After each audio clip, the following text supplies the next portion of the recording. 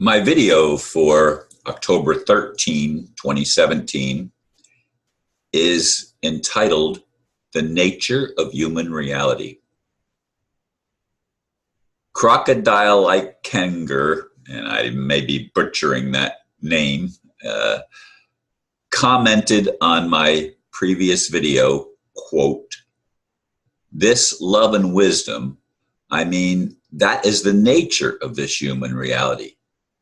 Maybe there are some other civilizations where dualistic experience does not exist because brain does not exist. But humans do have an ability to think and make conscious choices. And that's what separates us from animal and plant kingdom. So, if we want to be human, we need to acquire wisdom through our experiences that work in our reality. That is what makes us human. Ego is not a bad thing. It's about understanding its place and function. It's what helps us differentiate between different emotions for different people, places, things. I can have unconditional love for all of creation, but my mom is still more important to me than some other person that I do not really know on that personal level. My point here is that I've been exchanging written words with people that believe that it's okay to kill and all kinds of crazy things because they believe that it's all love. They argue that brain is bad and we should all just stop thinking and all would fall into place. I'd love to hear your input on this perspective, Ron. By the way, when they say kill, they mean for a thrill. It's back again to that whole illusion thing. Well, no matter how I try to look at it, and believe me, I've tried really hard, it's not an illusion to me. So how do we all love each other with such opposing views on reality that we all share together? I was so impressed, and it was actually 4 comments that I merged them all into one blurb. But I was so impressed by that, I indicated to this writer, I'm assuming it's a man, but I'm not 100% even sure of that. In any case, I indicated that I would be making my next video or a very soon to be future video on that subject. And that's what I'm tackling as I enter into this topic this morning, the nature of human reality. I came up with 5 points that I think we have to consider if we're ever going to overcome the tremendous challenges that we face living on planet Earth here in the beginning stages, the beginning second decade of the 21st century. The first one is we need to learn or set our minds to tackling the problem of listening without arguing. So many of us hold our opinions as if they're absolute facts, and we're going to defend them against anyone who comes up with a contrary point of view. And of course, when you're arguing, you're not communicating. I've seen this on a personal level with family and friends when it starts to get into the level of arguing and you're yelling at each other, trying to make your point, and the other person doesn't seem to be seeing it your way.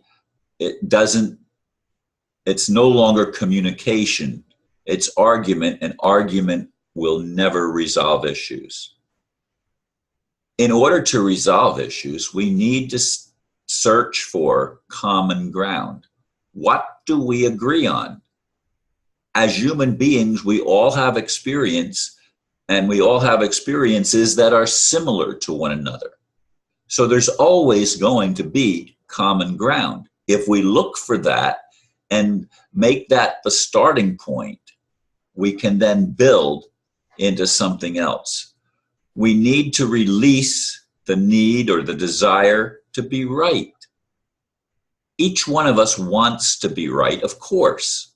Each one of us wants to think that what we've been told, our prescribed doctrines and dogmas are the right ones.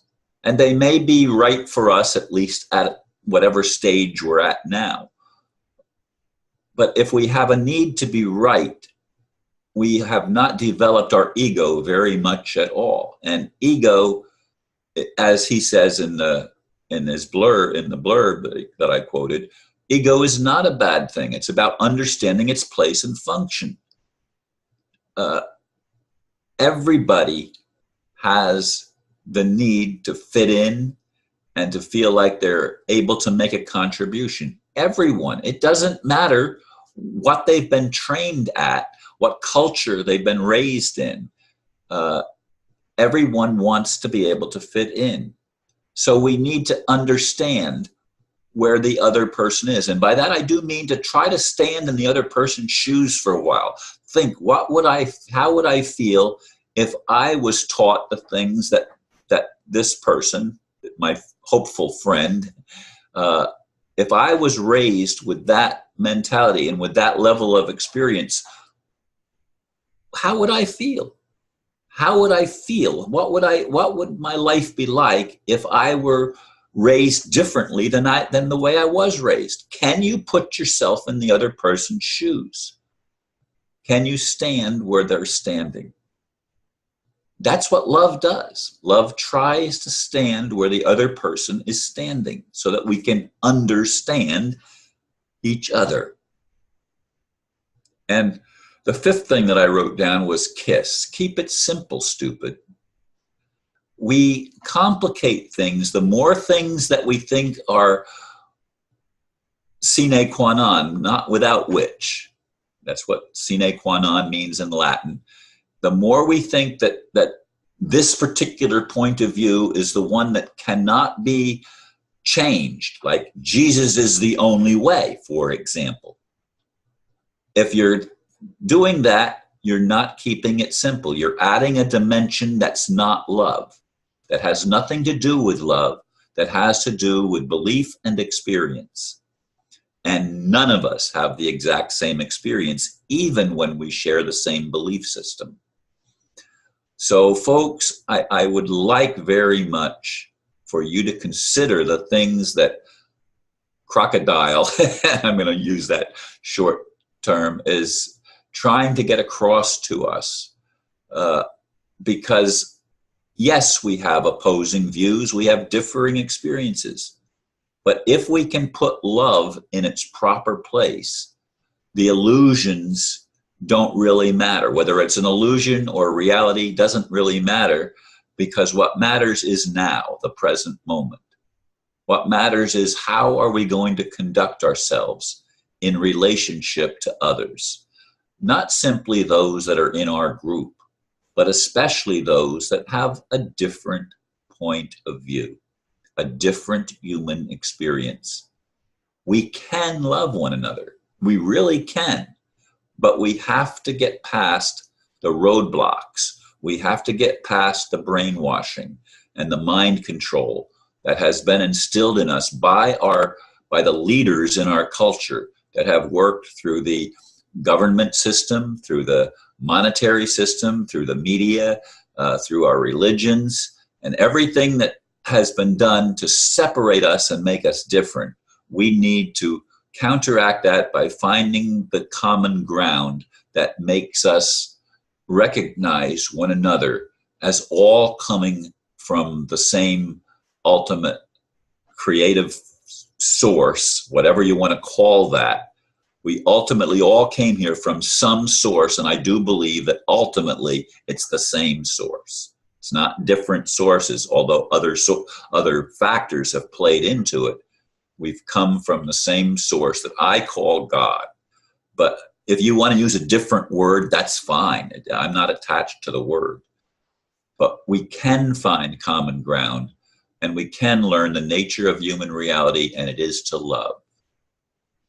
That's it, folks. Thank you for listening, and namaste.